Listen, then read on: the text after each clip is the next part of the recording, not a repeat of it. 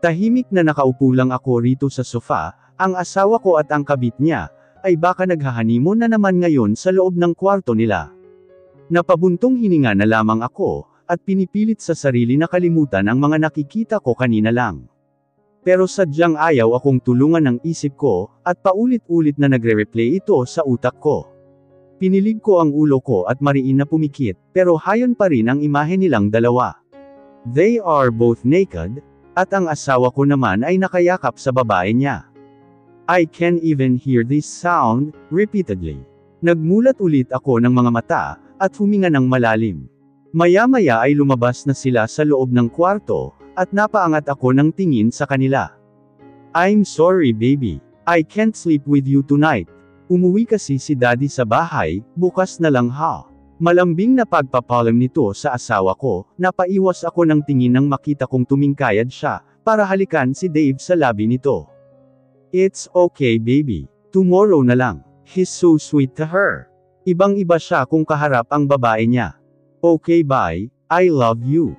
I love you too. I hate this heart, bakit ganito na lang kung tumibok ang puso ko? At grabe yung sakit ah. Alam nyo ba kung anong oras na? It's 7 PM in the evening, kanina pa nga sila sa loob ng kwarto, at kanina pa akong nakaupo rito. Pagod na ako, at isama mo pa ang kaninang events na nangyari. Masyado kayatang nasiyahan sa wedding dress mo, hindi ka man lang nagpalit. Mahina ba ang kukote niya o sadyang show nga lang? Paano ako makakapagpalit kung wala man lang akong damit sa kondo niya? At isa pa, hindi ko rin alam kung may extra banyo pa siya. Masyado akong napagod ngayong araw, hinilig ko na lang ang sarili ko sa likod ng sofa at pumikit. I'm tired. Parang naubusan ako ng energy ngayon. Hey, dinig kong sambit niya and I took a deep breath. I sleep here, just go to your room. Walang buhay na sambit ko, at nakapikit pa rin ako. You didn't change your dress, aniya sa malamig na boses. Nakakapanindig balahibo ang boses niya. Sobrang malamig. Wala akong damit, sagot ko sa mahinang boses, na sapat na para marinig niya iyon. I heard his footsteps away from me. Kumulo ang dugo ko, walang kwentang asawa. Napamulat ako and I picked my phone on the table and I dialed his phone number. Yes madam. Mabilis na sagot ng secretary ko, mula sa kabilang linya. Can you please bring me some clothes here bud? Nasa condo unit ako ng asawa ko and bring my medicine, too. Make it faster, sambit ko. Yes madam, give me a minute, aniya and he turned off the call. Huminga ako ng malalim, at dahan-daang minasahe ang kaliwang braso ko. Change your dress now. Nagulat ako nang may biglang bagay ang tumilapon sa mukha ko. Tinanggal ko ito at tinaas, isang malaking white shirt and short boxer. Thanks for this. Mahinang saad ko, at dahan-dahan akong tumayo. Napapitlag naman ako nang may nag-doorbell, at ang magaling kong asawa ay dali-daling lumapit sa pintuan at binuksan ito. Bumalik siguro ang babae niya, kaya atat na atat siyang pagbuksan ito. Who are you? Dinig kong tanong ni Dave, at malamig din ang boses niya. Hindi bumalik ang babae niya, kaya malamig ang pakikitungo niya sa kung sino man ang bisita niya. Napailing ako as I walked towards the door and I saw my secretary. Oh Bob! I take a look at my phone and he's so fast, as usual. Good evening madam, good evening sir, magalang na pagbati ni Bod, and no emotions written on his face too. Nararamdaman ko ang palaipat-lipat na titig ng asawa ko sa amin. Here's your clothes madam, bumili na rin po ako ng medicine nyo, and your foods. Tinaas niya ang paper bag para makita ko to. Thanks Bod, saad ko at kinuha na sa kanya ang pinabili ko. Kahit hindi ko sinabi sa kanya ang address, ay malalaman niya kaagad. He's the best secretary, after all. You can come in Bod, pag-aaya ko at tinaasan ako ng kilay ni Dove. Hindi na madam, maybe next time, saad niya at nagpaalam na sa amin, tumungo na lamang ako bilang tugon.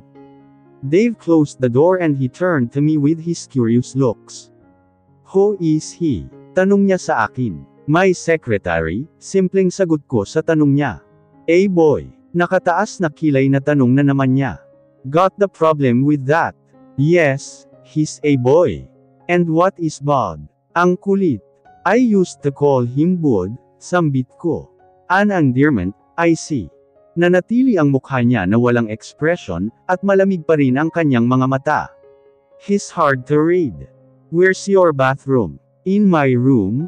Walang emosyon na sagot niya, saka ako tinalikuran. Suplado. Naiiling na pumasok na lang ako sa kwarto niya. Nang makapasok ako sa loob ng kwarto niya. Puro black ito lahat, the wall and his things. Mahilig siya sa color black. May nakita akong isang pintuan, at pumasok na roon pero mali ang napasukan ko, closet niya pala.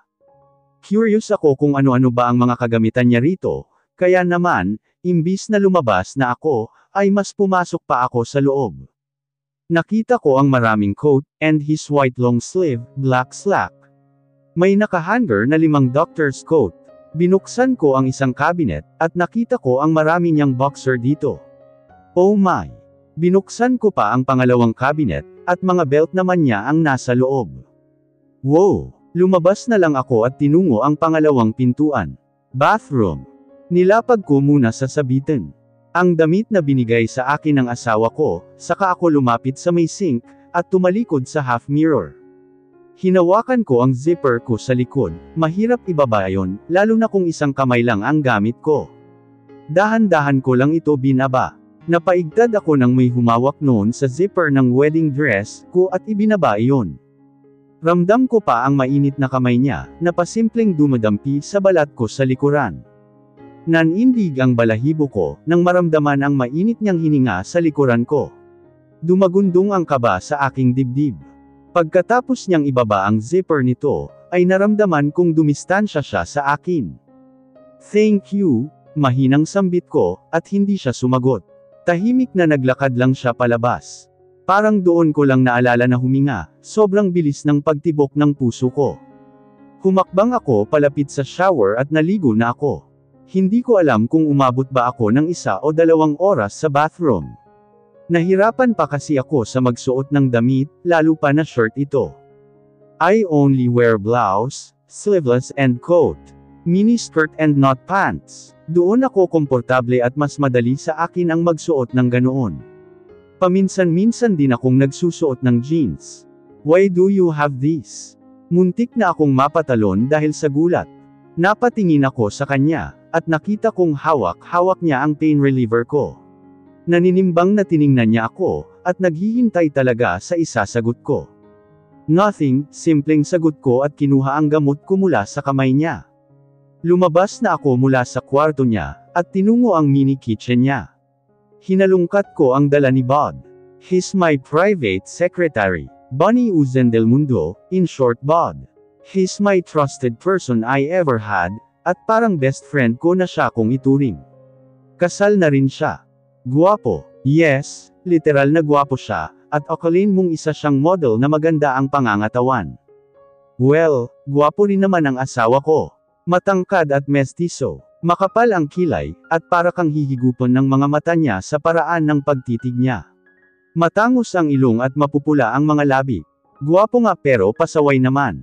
Lumapit ako sa ref at binuksan ito, kinuha ko ang pitcher at nagsalin sa baso. Isang sandwich lang ang kinain ko, at uminom na ako ng gamot ko. Pagkatapos ko ay hinugasan ko na ang basong na gamit ko, at lumabas na sa mini kitchen. Pumasok ako sa loob ng kwarto ng asawa ko, at naabutan ko siyang nakasandal sa headboard ng kama. What are you doing here? Tanong niya nang makita ako. Matutulog.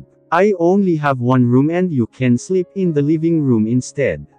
Seryosong saad niya, at kumunot ang aking noo.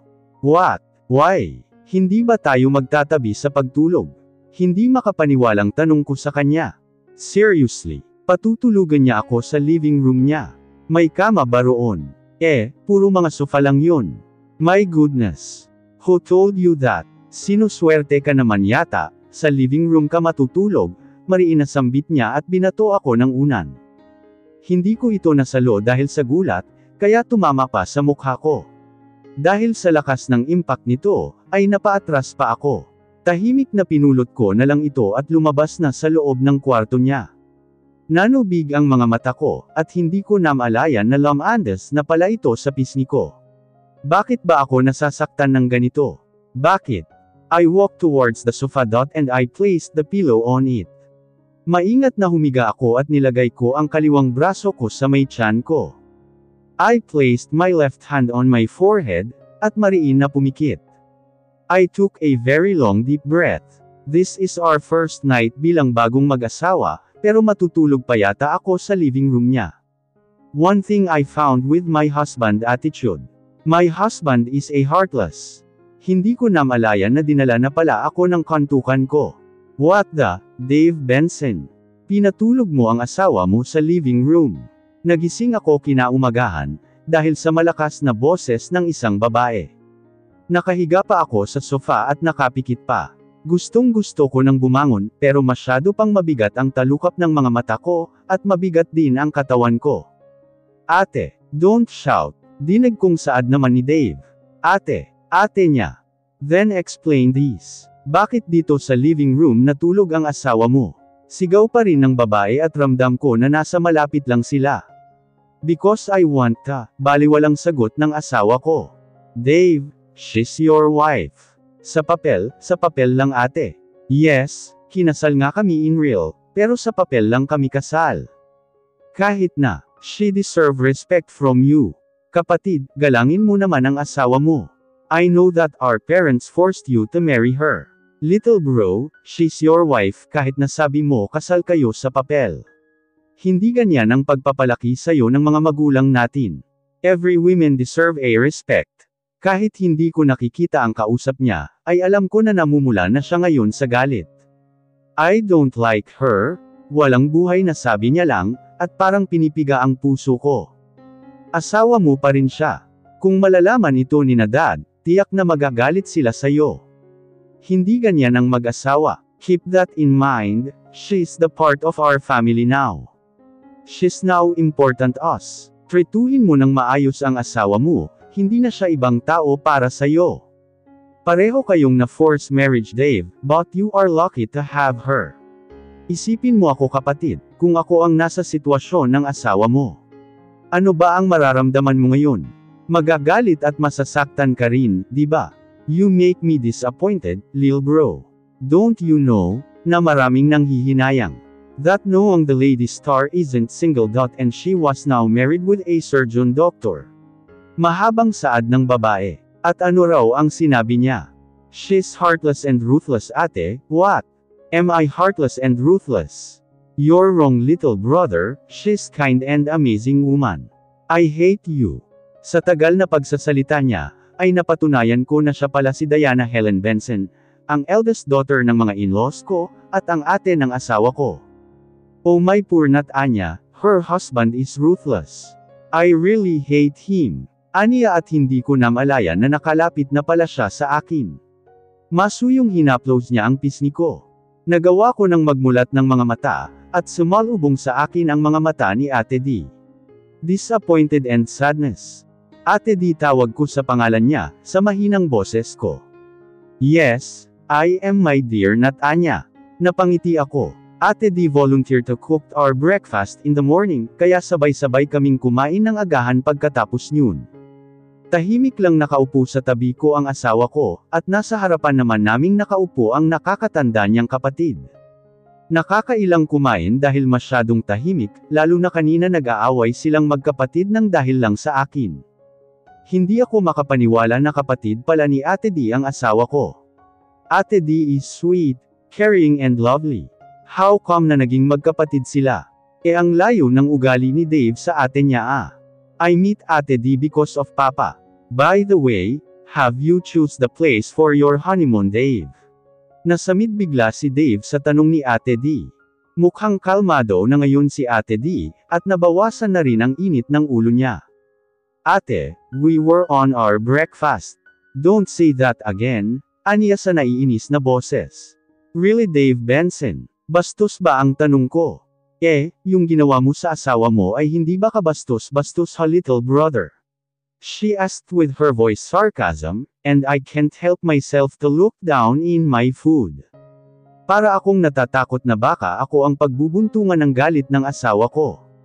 Ayokong makita sila na nag-aaway, lalo na kung dahil lang sa akin. Ate, pag-aawayan na naman ba natin ang babaeng yan? Hindi makapaniwalang tanong niya sa ate niya, na may bahid na galit. What did I do this time? Bakit ba ang laki ng galit niya sa akin? She had a name Dave. And she have your surname too. Sa oras na binastos mo ang asawa mo, ay para mo na rin akong binastos and also mommy. Mariin na saad ni Ate D at tumaas na rin ang boses niya. I have nothing to do with her. And I don't want to share my room with her. He could not finish his words because Ate D stood up from her chair, and slapped him hard. I gasped. Wow! Just wow, little brother. You don't want to share your room with her because of your mistress. Remember brother, I have an eyes on you. Akala mo hindi ko alam na pumunta rito ang kabit mo. Pagalit na saad niya, at namumula na ngayon si Ate D. Halatang galit na siya. Biglang tumayo si Dave. Marahil sobrang naiinis na siya sa kapatid niya. Baka nga kanina pa siya nagtitimpi na huwag sigawan ito eh. Where are you going? Honeymoon, sagot niya at nagulat ako nang bigla niyang hinela ang braso ko. Bago pa ako makapagprotesta, ay nakapasok na kami sa loob ng kwarto niya. What are? I didn't finish my words because he cut me off. Pack my things, tutal asawa naman daw kita. We were going somewhere that Ate didn't existing there. She's getting into my nerves. This is the first time that she slapped me hard. Naiinis na reklamo niya at tiningnan ko lamang siya. Magkasalubong ang kanyang kilay, at napapatiimbagang siya. Halata sa hitsura niya ang pagkairita. What are you still doing? Pack my things in my traveling bag and yours woman. Sigaw niya ulit at natatarantang lumapit ako sa closest niya. I'll pack his things and all, saka ako lumapit sa kanya. Finished. We're going then, malamig na sabi niya, at inagaw sa akin ang traveling bag niya and mine. Dinala pala ni Ate D ang traveling bag ko, kaya naman nakaligaw na ako kanina bago kami nag-breakfast. Lihim na napangiti ako, may pagka-gentleman naman pala siya. Pagkalabas namin ni Dave sa loob ng kwarto niya, ay nadatnan namin si Ate D sa sala na tahimik lang itong nakaupo. Tumayo siya at nag-cross arms pa. Tinaasan niya ng isang kilay ang asawa ko. Siguro, kung hindi ako pumunta rito, ay baka hindi kayo maghahanimon. Right. Sarkatis kong tanong ni Ate D kay Dave. Shut up ate. Lock my door before you leave. Supladong saad niya, at nauna nang lumabas sa akin. Inirapan na lang siya ng ate niya, at naglakad palapit sa akin. Tanya, kapag may ginawang hindi maganda sa iyo ang asawa mo, don't hesitate to call me, okay? If you have a problem there, call me. I am one call away, she said with a low voice. Nakikita ko sa mga mata ni Ate D ang pag-aalala sa akin. Okay po, Ate D. Let's go. Pasiga na saad ni Dave na bahagyang sumilip sa pintuan, at magkasalubong ang mga kilay niya. Sige nalakad na. Basta narito lang ako, nakangiting saad niya, saka ako niyakap na mabilis ko namang ginantihan. Salamat po Ate D, sambit ko at kumalas na sa yakapan namin. Mabilis na naglakad ako palabas ng condo unit ng asawa ko, at sumunod sa kanya, na nasa elevator na ngayon, at naghihintay na sa akin. Napalunok ako nang tiningnan niya ako ng masama, at binato sa akin ang hindi naglalakihang traveling bag ko. Napaatras pa ako dahil sa lakas ng impact nito. You have your own hand. Carry your bag, malamig na saad niya, at niyakap ko na lamang ang traveling bag ko, at bumantong hininga. Ang harsh niya. Binabawi ko na ang sinabi kong gentleman siya. Napakabastos niyang asawa at walang pakiramdam. Nang tuluyan na kaming nakarating sa parking lot, ay naglakad siya palapit sa kulay pulang kotse. Marahil ay sasakyan niya, ay sa kanya pala. Ito ang ginamit namin kahapon. Tahimik na sumunod lang ako sa kanya. Nang nasa tapat na kami ng kotse niya, ay kunot noong pinanood ko lang siya na pumasok na sa driver's seat, na hindi man lang akong inayang na pumasok na rin. O hindi man lang akong pinagbuksan ng pintuan ng kotse niya. Oh well, hindi pala siya gentleman. What are you still doing there? Get in woman. Napapitlag ako sa lakas ng boses niya, at natatarantang lumapit ako sa pintuan ng kotse niya. Bubuksan ko na sana ang shotgun set, nang bigla na naman siyang sumigaw. Backseat. Mabilis naman ako tumungo sa backseat at pumasok. Isang malalim na hininga ang ginawa ko. Maya-maya lang ay pinaandar na niya ang kotse niya. Mahigpit na napakapit ako sa doorknob ng kotse niya, dahil mabilis na pinaharurot niya ito. Slow down. Sigaw ko sa kanya, pero hindi niya ako pinakinggan. Mas bumilis pa ang pagmamaneho niya, at napapikit na lang ako. Hindi ako ganito, hindi talaga ako ganito. Hindi ako nagpapakumbaba sa isang lalaki lang. Hindi ako umiiyak ng ganito. Sanay ako na palaging matapang at seryoso. Walang pakialam sa isang tao. I opened my eyes when I felt his car stop. Mula sa shotgun seat, ay may nagbukas doon at pumasok ang isang babae. Hi baby, the girl greeted him with a seductive voice. Hello baby, Dave greeted her back with a genuine smile. Ibang-iba siya kung kaharap niya ang babaeng ito. Nag-iwas ako ng tingin ng kinabig niya ang babae, at hinalikan niya ito. And my heart beating fast, at sumisikip na naman ito. Sobrang sakit na parang nabuhusan ito ng alkohol dahil sa hapdi nito. Baby, may kasama ka pala, dinig kong sambit ng babae, pero sa mahinang boses lang. Hindi sumagot si Dave, at muli siyang nagmaneho patungo sa kung saan man. I took a deep breath. Umpisa pa lamang ito. Ito ang unang araw namin bilang mag-asawa, pero hindi na maganda ang relasyon namin. Paano pa kaya sa susunod na mga araw? Hindi ko na alam kung may mangyayari bang maganda. After a few hours we finally reached our destination. Na-miss ko ang Paradise Island na ito baby, malambing na saad ng girlfriend ni Dave. Girlfriend. She's not just a girlfriend but a mistress too. Me too baby. Come on, mag-check-in na tayo. I want you now. So bad. Napapikit ako ng mariin. Bakit ako nasasaktan ngayon? Bakit ganito ang puso ko? Hey woman, mag-check-in ka na lang ng sarili mong hotel room, malamig na saad niya, at napabuntong hininga na lamang ako. Puro buntong hininga na lamang ang ginagawa ko ngayong araw. Ano ba tong napasukan ko? Hey, Papa Lord? Bakit ganito ang binigay mong bagong buhay ko, na kasama ang asawa ko? Why? Dahil ba na masama akong tao? Hindi ganito ang gusto kong buhay. Gusto ko ang buhay na masaya, at ordinaryo lamang. Yung normal at simpleng buhay lang. Yung buhay na may magmamahal sa akin at mag-aalaga. Hindi ganito na puro pasakit lamang ang mararamdaman ko. Napatawa na lang ako ng mapakla. Asa pa naman ako. Paradise Island, this is one of my favorite place, because this island is mine. What a coincidence, dito ba sila unang nagkita kasama ang babae niya? Sinabit ko na ang traveler bag ko sa balikat ko at naglakad na. I don't need to check in a room or having one, because I have a personal penthouse. Pinindot ko ang floor ng penthouse ko, at nang bumukas ito ay agad na akong pumasok.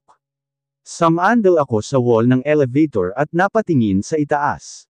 Unang araw namin bilang mag-asawa at ganito pa kami.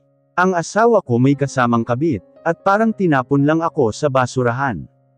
Nang bumukas na ang elevator, ay mabilis na tinungo ko ang penthouse ko, at nilabas ang susi ko mula sa bag ko.